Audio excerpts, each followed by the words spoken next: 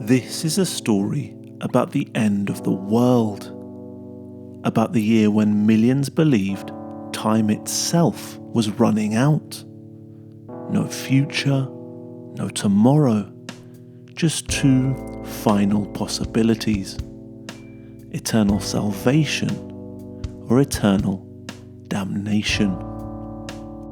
Imagine waking up and genuinely believing that this was the final year of human history. In 1500, this wasn't a fringe theory. This wasn't conspiracy. This was real. Preachers, artists, butchers, bakers, entire cities waking up convinced that the end of the world was now. It was a belief based on the direct words of Jesus from the Gospels, which explicitly tells Christians to expect the end of this world and the beginning of a new world. When Jesus' disciples turned to him and asked him, "When will the second coming be? When will the end of times come?" Jesus, who was an apocalyptic preacher, if you didn't know, answered, "There will be wars of nation against nation. There will be famines and earthquakes, and this gospel will be preached around the entire world to all nations. And then the end will come." In the 1400s, people actually believed this. The signs of apocalypse were everywhere, and they watched carefully for the specific preconditions Christianity prescribed.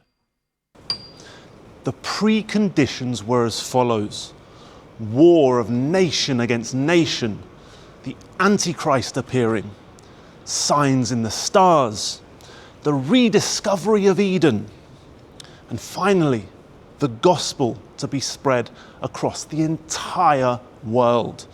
Then, and only then, would Christ return for a second time. The world as we know it would be over, and a new age would begin, an eternal kingdom for those lucky enough to be let in. From 1450 to 1500, the signs were everywhere. The Antichrist appeared in the form of the Ottoman Turks, who in 1453 conquered the heart of Orthodox Christianity, Constantinople. By the 1490s, they were knocking at the door of the Holy Roman Empire. God sent divine punishments in the form of earthquakes in Italy. There were signs in the stars, Halley's Comet appearing in 1453, in 1476, and in 1500. But for many, the final piece of the apocalyptic puzzle needed to trigger Christ's second coming was the gospel to be preached throughout the entire world. For many, including Christopher Columbus, the discovery of the New World on October the 12th, 1492 was the gospel proclamation that would hearken the apocalypse and trigger Christ's return. Throughout the writings of explorers, merchants, politicians, even kings, we see the constant threat of apocalypse in the 1490s. But where we see the fear and trembling of the end times most vividly is in art. An art which appears out of one of the greatest periods in art history, the Renaissance, a movement which had created a generation of hope, light, and the celebration of beauty. By the 1490s, the Renaissance had lost its mojo. Signs of apocalypse were everywhere, and the very people who created a generation of light took a dark turn. We see it in Bosch and his Garden of Earthly Delights. Jesus is in Eden, but then we realize something's wrong. God incarnate is surrounded by demons, and we realize it's not Christ at all. It's an imposter. the false prophet of the apocalypse. In 1498, Albrecht Dürer became a European celebrity through his woodblock prints depicting what many believed was about to occur, the apocalypse from the Book of Revelation. Even Leonardo da Vinci, in his personal notebooks, began to draw great floods spewing over the earth in its final moment. But the artist who transformed from Renaissance hope to apocalyptic despair more than anyone else is Sandro Botticelli, the poster boy for Renaissance beauty, a man who had given the world the birth of Venus and single-handedly de-shackled Europe from the fetters of medieval Christian dogma. Sandro Botticelli, the painter of beauty, of harmony, of ancient myth, a painter who invents our conception of beauty that we still live by today. But what I love about Botticelli is that he says to Christians who had believed for 1,000 years, you cannot access God without mediation, without church, without clergy, without liturgy. He says to them, you were lied to.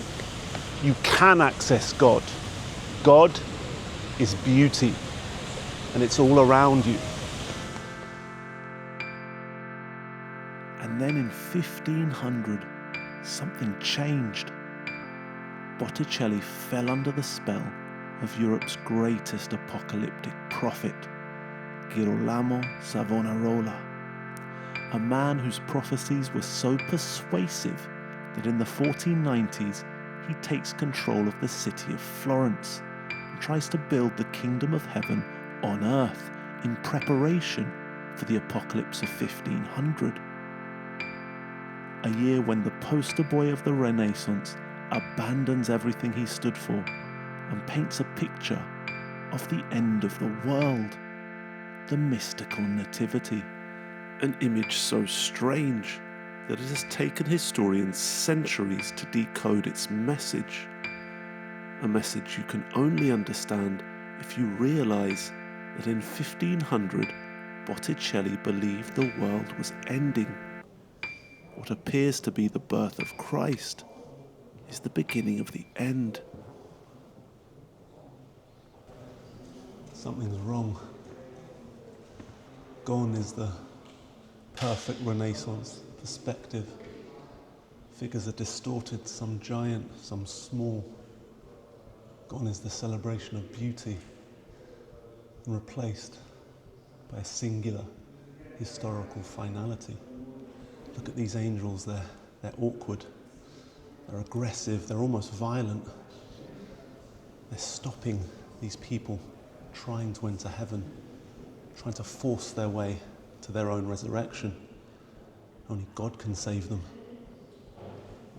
And here, Joseph is prostrate, almost defeated, broken, dejected. And then you realize this isn't the birth of Christ. This is the second coming. The Magi reappear for a second time, but this time they bear no gifts. What's the use of gold, frankincense, and myrrh at the end of days? The Renaissance was about the rediscovery of classical civilization, about humanity at the center of the universe, and beauty, the only God we needed. But in 1500, Botticelli abandons it all because he believes if there is no tomorrow, then none of it matters anymore. In 1500, the world didn't end. Life continued. But the force of apocalypse kept reappearing throughout history. A force promising the end of one age and the beginning of a new one.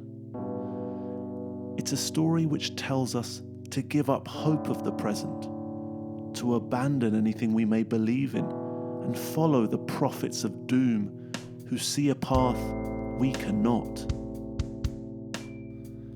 Their stories captivate because they tell us that all the evil of the past will soon disappear, and a chosen few will inherit an earth as it is in heaven. A world before the fall, before the bad guys turned up. In recent years, powerful figures have returned to these ideas, not in the language of fire and brimstone, but in the language of systems, technology, and conspiracy.